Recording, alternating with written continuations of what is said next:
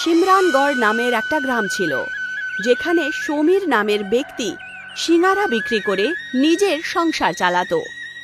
ঠিক সমীরের দোকানের সামনেই সুয়োগ নামের ব্যক্তি ফুচকা বিক্রি করত। এই যে তোমার ফুচকা কেমন চলছে আজকাল? আজকাল তো বেশি লোকজনকে দেখতে পাচ্ছি না তোমার দোকানে। হয়তো লোকজন আমার দোকান থেকে সিঙ্গারা খেতে খুব ব্যস্ত হয়ে গেছে। আরে ভাই সমীর, তোর দোকান তো আমার দোকানের সামনেই, আর লোকজন তো আমি তোর দোকানেও দেখতে পাই না। তাহলে ওরা গেল কোথায়? মনে হয় তোমার সিঙ্গারা খেয়ে ওদের পেট খারাপ হয়ে গেছে, তাই না? দুজনই নিজের নিজের রাস্তায় বেরিয়ে পড়ে। কিছুদিন কেটে যায়, আর শহর থেকে পুনম নামের মহিলা গ্রামে প্রবেশ করে। পুনমের গ্রামে আসার পর থেকে লোকেরা সুয়োগের ফুচকাও খাচ্ছিল না, আর সমীরের সিঙ্গারাও খাচ্ছিল না। একদিন দুজনই একে অপরকে দেখতে পায়। ভাই সুয়োগ, তোর ব্যবসা কেমন চলছে? আরে এখন আর কি বলবো সমীর, কেউ আর ফুচকা খেতে আসেই না এখানে। আরে হঠাৎ করে ব্যবসা যে এত কি করে নিচে নেমে গেল কিচ্ছু জানতে পারছি না। আরে এরকমই তো অবস্থা আমারও তাই হয়েছে সুয়োগ ভাই। আমি তো শুনলাম পুনম নামের কোন এক মহিলা এই গ্রামে এসেছে, আর ও কোনো নতুন খাবারের ব্যঞ্জন বিক্রি করা শুরু করেছে। চল তাহলে, চল গিয়ে একবার দেখেই আসি না। সমীর আর সুয়োগ দুজনই পুনমের দোকানে যায়, আর দেখতে পায় যে পুনম গোল একটা মিষ্টির মতো কিছু বিক্রি করছে। পুনম দেবী, গোল গোল খাবার জিনিস কি বিক্রি করছেন এটা আপনি? একে মোমোস বলে। আমি এটা শহর থেকেই বানানো শিখেছি, আর যখন থেকে আমি এই দোকান খুলেছি সমস্ত গ্রামবাসীরা শুধু আমার কাছেই মোমোস খেতে আসে। এখন এই গ্রামে কেউ সিঙ্গারা বা ফুচকা খেতেই চাইছে না। তুমি এখন এই গ্রামে নতুন, এই মোমোর দোকানটা গ্রামে বন্ধ করে দাও তো। তোমার মোমোর জন্য আমাদের এখানে কেউ ফুচকা খেতে আসছে না, জানো তো? ঠিক কথাই বলছে, এই মোমোর জন্য তো আমার দোকানেও কেউ সিঙ্গারা খেতে আসে না এখন। আমি তো মোমো বিক্রি করা বন্ধ করব না। তোমরা দুজন যা করতে চাও করো, এখন যাও, আমাকে মোমো বিক্রি করতে দাও। অনেক আসলো আমাকে ধমকি দিতে। সমীর আর সুয়োগ ওখান থেকে চলে যায়, আর রাস্তায় দাঁড়িয়ে একে অপরকে বলে, আমার কাছে একটা উপায় রয়েছে, যেটা করলে আমরা এই পুনম দেবী শহর থেকে মোমো কি করে তৈরি করতে হয় শিখে এসেছে, ঠিক সেইভাবেই আমরা দুজনও যদি শহর থেকে কিছু শিখে আসি। এই পুনমকে উচিত শিক্ষা দেওয়ার জন্য আমাদের দুজনকেই একসাথে থাকতেই হবে। কি বলো? হ্যাঁ, তোর সঙ্গে আমি আছি। সমীর আর সুয়োগ শহরের দিকে বেরিয়ে পড়ে। মাঝখানে তারা জঙ্গলের রাস্তা পায়। যখন তারা জঙ্গলের রাস্তা দিয়ে যাচ্ছিলই, তখন সমীরের পা পিছলে যায়, আর সে একটা গর্তে পড়ে যায়। আরে সমীর, কোথায় পড়লি রে তুই? এই খালটা কোত্থেকে চলে এলো এখানে? নিশ্চয়ই কোনো শিকারী কোনো জন্তুর জন্য এই খালটা এখানে কেটে রেখেছে। তক্ষুনি সেই গর্তের মধ্যে থেকে সমীর সুয়োগকে আওয়াজ দেয়, সুয়োগ, নিচে চলে আয়, দেখ এখানে একটা অন্য জগৎ রয়েছে রে। সে দেখতে পায় যে গর্তের নিচে একটা আলাদাই পৃথিবী রয়েছে, যেখানে দূর দূর পর্যন্ত একটা অন্য রকমের আলুর ক্ষেত ছিল।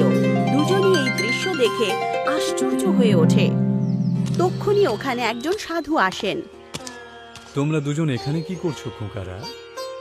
আগে আমরা শহরের দিকে যাচ্ছিলাম, তখনই হঠাৎ করে আমি এই খালের মধ্যে পড়ে যাই। তখন আমি নিচে এলাম, দেখতে পেলাম যে এখানে অন্য একটা জগৎ রয়েছে, দারুণ। আর দূর দূরান্ত পর্যন্ত আলুর চাষ করা রয়েছে। এগুলো কোনো সাধারণ আলু নয়, এই আলু ইচ্ছা পূরণ করে দেয়। যদি তাই হয় তাহলে একটা আলু খেতে আমাকেও দিন না। আমারও একটা ইচ্ছে রয়েছে, আমার ফুচকার ব্যবসা পুরো গ্রামে সব থেকে ভালো চলা উচিত। আর আমার ইচ্ছে রয়েছে আমার সিঙ্গারের দোকান যেন সব থেকে গ্রামে ভালো চলে, ঠিক আছে? ওই মোমোওয়ালার থেকেও বেশি ভালো। কিন্তু তোমাদের দুজনের এই ইচ্ছে পূরণ করার জন্য আমি তো আলু তোমাদের দিতে পারি না। তোমাদের দুজনের ভেতরে একে অপরের প্রতি অনেক বেশি হিংসে রয়েছে।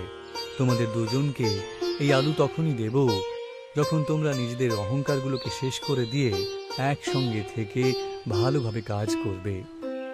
দুজনই একে অপরকে দেখে আর একসাথে কাজ করার জন্য তৈরি হয়ে যায়। সাধু ওই দুজনকে একটা আলুর দুটো টুকরো করে দিয়ে দেন। এখন অর্ধেক আলু তুমি খাও আর অর্ধেক আলু তুমি, আর একসাথে নিজেদের ইচ্ছেকে পূরণ করো। আমরা দুজন গ্রামে সব থেকে ভালো আর একসাথে বসে সিঙ্গারা ফুচকা বিক্রি করতে চাই। আলুর কাছে ইচ্ছা বলা মাত্রই তারা আবার জঙ্গলে পৌঁছে যায়। তারা নিজের দোকানে ফিরে যায়। তখন তারা ওখানে সমীর আর সুয়োগের দোকানের ঠিক মাঝখানে একটা আলুর গাছ দেখতে পায়। এই আলুটা গাছের মধ্যে কি করে হলো রে? আমাদের কালকের ইচ্ছের ফল এই আলুর গাছই। চল এ থেকে আলুগুলো পেড়ে নে, আমি এটা দিয়ে সিঙ্গারা তৈরি করব, আর তুই ওই সিঙ্গারার মধ্যে কার ঝাল আর মিষ্টি জল মিশিয়ে দিয়ে লোকজনকে খাওয়াতে শুরু করে দিস। সমীর গাছের আলু দিয়ে সিঙ্গারা বানাতে শুরু করে আর সুয়োগ ফুচকার তৈরি করতে শুরু করে দেয়। যখন সমস্ত কিছু তৈরি হয়, দুজনই নিজের সিঙ্গারা ফুচকা বিক্রি করা শুরু করে দেয়। দুজনই একটাই দোকানে কাজ করতে শুরু করে। এসো এসো, সিঙ্গারা ফুচকা চেখে দেখো। বিশ্বাস হচ্ছে না তো? তাহলে খেয়েই দেখো একবার। তক্ষুনি ওখান থেকে একজন মহিলা যাচ্ছিল।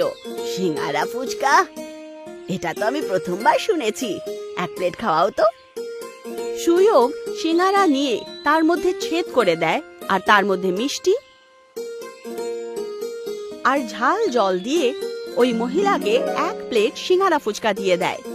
যেই মাত্র সেই মহিলা ওই সিঙ্গারা ফুচকা খায়, তার চেহারা একদম খুশি হয়ে ওঠে আর সে বলে, আমি এর আগে আমার জীবনে এত ভালো কখনো কিছু খাইনি, এটা তো খুবই সুস্বাদু। ভাই আরো 2 প্লেট দাও তো, আর 10 প্লেট বাড়ির জন্য প্যাক করে দাও। আগে এক্ষুনি দিচ্ছি। আস্তে আস্তে পুরো গ্রামে সমীর আর সুয়োগের ফুচকার কথাবার্তা চলে, আর পুরো গ্রাম সিঙ্গারা ফুচকা খাওয়ার জন্য চলে আসে। সেটা শুধু সিমরানগঞ্জ নয়, বরং অন্য গ্রামেও প্রসিদ্ধ হয়ে গেছিল। কিন্তু তাদের সাফল্যতে অন্য কেউ দুঃখী হচ্ছিল। এখন লোকেদের কি হয়ে গেল? আমার দোকানে আজকাল কেউ আসেই না, কেউ মোমোস খেতেই চায় না, সবাই সেই সিঙ্গারা ফুচকাই খেতে চায়। আরে সিঙ্গারা ফুচকা কি আশ্চর্য! পুনম নিজের সাথে কথা বলছিল। তক্ষুনি ওখানে সুরজ নামের ব্যক্তি চলে আসে। আরে কি হলো পুনম দেবী, মোমো বিক্রি হচ্ছে না তো? সেই জন্য আবার বিরক্ত হয়ে রয়েছেন তো? আমি কেন অস্থির হব না? এত পরিশ্রম করে শহর গিয়ে আমি মোমোস বানানো শিখলাম। আমাকেই কিছু করতে হবে, নয়তো আমার ব্যবসা একেবারে চুলোয় যাবে। আমি জানি যে ওদের দুজনের বন্ধুত্বের ব্যাপারটা আসলে কি। কি বলুন, আমাকে বলুন। আর তুমি কি করে জানলে? সব বলবো, একটু ধৈর্য ধরুন। আপনাকে সাহায্য অবশ্যই করব, কিন্তু আমি যা চাইবো তা দিতে হবে কিন্তু। ঠিক আছে বাবা। সুরজ পুনমকে আলুর গাছের ব্যাপারে বলে দেয়, আর তার সাথে মিলে সমীর আর সুয়োগের সিঙ্গারা ফুচকাকে গ্রাম থেকে সরানোর যোজনা বানায়। রাত্রি হয়ে যায়। সমীর আর সুয়োগ দোকান বন্ধ করে নিজের বাড়িতে যেতে শুরু করে। তাদের যাওয়ার পর ওখানে পুনম আর সুরজ চলে আসে। এই দেখুন, এই গাছটার কথাই তো বলছিলাম। এই হলো সেই গাছ যেটা হঠাৎ করে একদিনে বড় হয়ে গেল। এই গাছের আলু পেরে পেরে ওরা সিঙ্গারা ফুচকা বিক্রি করে। আমি কখনো আলুর গাছের ব্যাপারে শুনিনি। এতে নিশ্চয়ই কোনো রকমের জাদু আছে। আজ এখানেই এটা পুড়িয়ে ছাই করে দেব আমি। তারপর দেখি এরা কি করে সিঙ্গারা ফুচকা বানায়। দুজন মিলে সেই গাছটাকে কাটতে শুরু করে, আর দুজনই অনেক ক্লান্ত হয়ে ওঠে। পুনম দেবী, আমি বলছি কি যে বাকি গাছটা পরে আমরা কালকে কাটবো। সকাল হতে চলেছে তো, কেউ যদি দেখে ফেলে তাহলে কিন্তু আমাদের একেবারে দফারাফা হয়ে যাবে। তুমি ঠিক বলছো, চলো এখান থেকে বেরোনো যাক। আমি গিয়ে নিজের কাজ করে নি। দুজনই ওখান থেকে বেরিয়ে যায়। যেই মাত্র সূর্য উদয় হয়, সমীর আর সুয়োগ দুজনই নিজের দোকান খুলতে চলে আসে, আর দেখতে পায় যে গাছ অর্ধেক কেটে গেছে।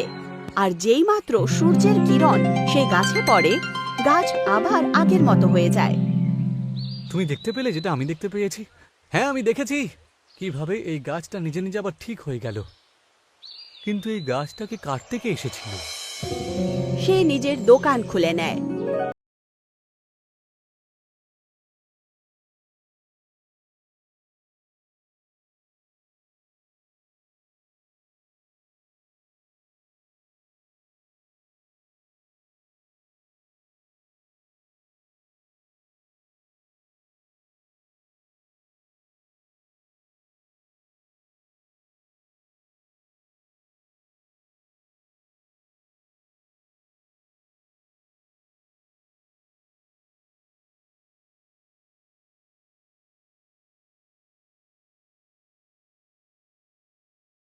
একটা লাকড়িতে মশাল জ্বালিয়ে দেয়। আর যেই মাত্র সুরজ গাছে আগুন লাগাতে যায়, তখন গাছের গোড়া পুনম আর সুরজকে নিজের মধ্যে নিয়ে নেয়। পরের দিন সকালে যখন সমীর আর সুয়োগ ওখানে আসে, তখন তারা দেখতে পায় যে এখানে এখন 3টে গাছ আছে। অদ্ভুত ব্যাপার তো, এখনো পর্যন্ত একটা গাছ ছিল, এখন 3টে হয়ে গেল।